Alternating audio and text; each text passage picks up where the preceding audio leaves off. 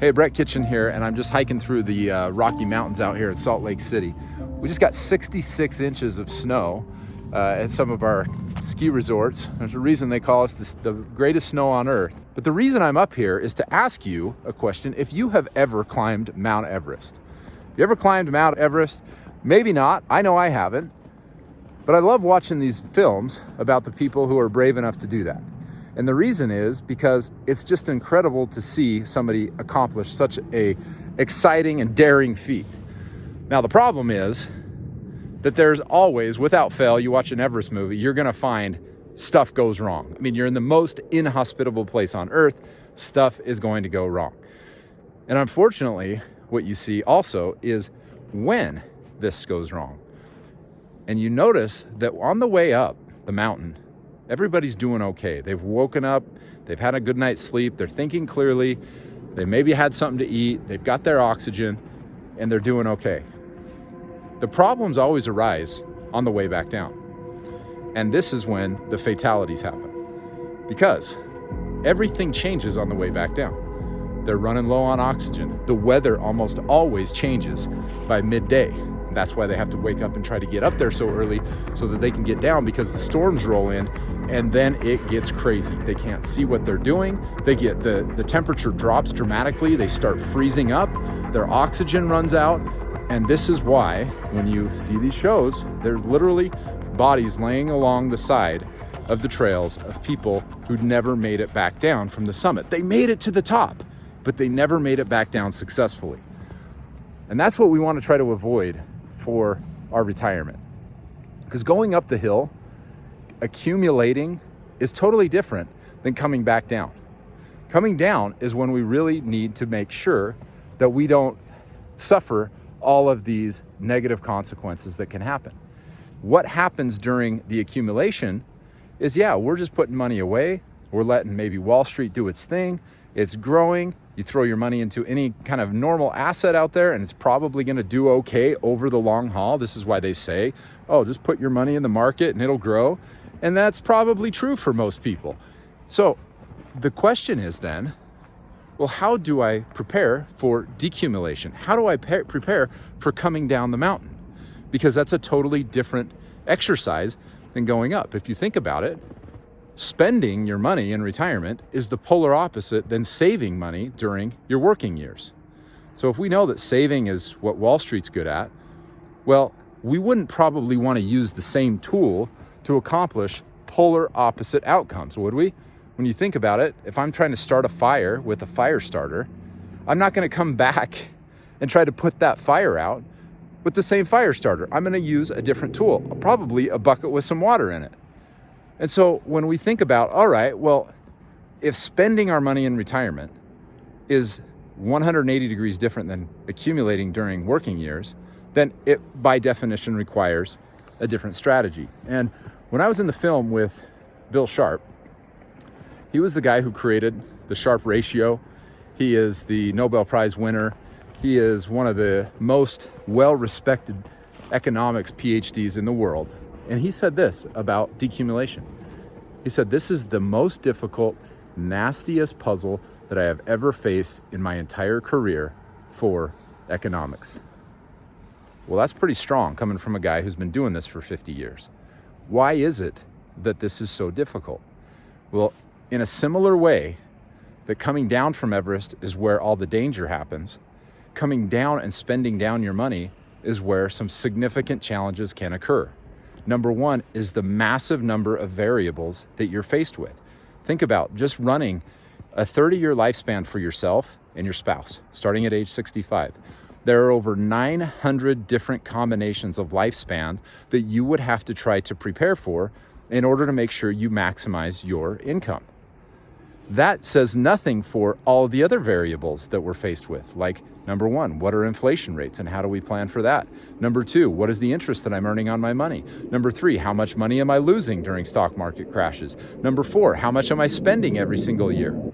Number five, how much can I spend? And then, of course, the big unknown, which is what are my healthcare costs going to be?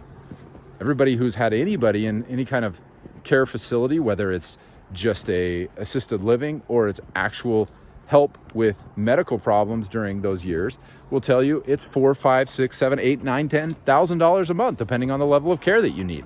Can you prepare for that? Yes, you can. Do you know what that's going to be? No, you don't. So when we're looking at this, we can now see, all right, this is why decumulation is going to be dangerous, right? We don't want to fail our retirement. We don't. We want to have a successful ascent to the peak and a descent all the way to the end. And so in order to achieve that, you have to have a decumulation plan. The decumulation plan is going to take into account how to protect your money, how to make sure you never run out of it, how to maximize it. And that's what we do in income calibration. Income calibration is designed to get you 200 to even 300% more money than you can get out of a stock bond portfolio, because the tool is designed for decumulation.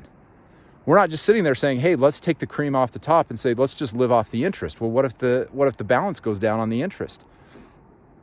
Then all of a sudden my standard of living has to go down. I have to start taking less out of my account to live on. Well, what if I'm on a fixed income? What if I need that money to survive? Well, that's no good. And that's what Wall Street wants us to believe, is that we have to live in this fixed income trap. You don't have to do that. What happens in a fixed income trap is exactly what retirees are living through right now, which is 2 years back to back of over 14% inflation combined. At the time I'm filming this, last year it was 7, the year before that it was 7. And so in 2 years, the cost of living has gone up by at least 14%. If you believe those numbers, they're probably higher than that. Has your fixed income gone up that much? The answer is no. Fixed income are not going up that quickly. So you've got inflation, you've got market losses, you've got your own lifespan and your spouse to worry about. And all of these things can happen to you during your decumulation years. And one of the most detrimental is if you have your money in the market and the market goes down, now you don't have the time to recover. Just like during the Everest descent, if you're there and you run out of oxygen, you have no choice. You're done. And if you have a significant loss during your retirement years of 20, 30, 40%, and you keep taking money out of that account, you're locking in those losses forever, and it can cost you 10, 12, even 15 years of retirement income that you will run out earlier than you should have. So when you combine that with the uncertainty that people face because they just simply don't know how much they can spend and they're afraid to spend it, then you have the other problem, which is you just don't spend enough. You pinch pennies, you live like a pauper because you're afraid of running out of money. Who wants to get to the end and say, oh my goodness, I've got $1 million left. I could have lived much better. I could have done much more. I could have helped many more people. I could have done all those things that I wanted to do, but I can't because now I either don't have my health or I don't have any time left. And you don't need to leave it to your kids. Maybe they're doing well financially. But if that was money that you saved for your own retirement and you wanted to live an enjoyable standard of living and you didn't because you were afraid of running out, that's another area that we need to make sure doesn't happen to you. So you can't take it with you. We all know that. Sure, we can give it to the kids, but maybe it would have been nice to spend it on them while we were alive. Maybe it would have been fun to go on the cruises with our grandkids. Maybe it would have been fun to give the money away while we were alive to see the good things that it could have been done. And so at that point, it's just too late. And we want to help you avoid that. So if you are interested in getting a plan to maximize your wealth and give you the very most income that you can possibly get for your retirement savings, it's called income calibration. And it's a process by which we implement 3 different steps to lock in your lifestyle, to ensure that you have inflation triggers so that you never have to have your lifestyle crunched down because the cost of goods are going up and you don't have the money to do it. And then ultimately, the last piece is making sure that it's safe and lasts you for as long as you live. So if you're ready for a strategy to not only help you get up the mountain successfully, but more importantly, get down and enjoy a great lifestyle during retirement and not worry and have certainty and know that you've got those bases covered, then go ahead and request an income calibration plan on this site. It's a free service that we provide. We'll show you exactly what you can count on for your income during retirement and how to make sure it goes as far as humanly possible.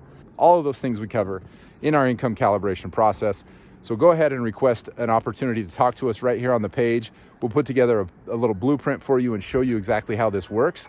It's free. We do it for no cost, just to help you see what is the right way to decumulate these assets and get the very most success out of your retirement.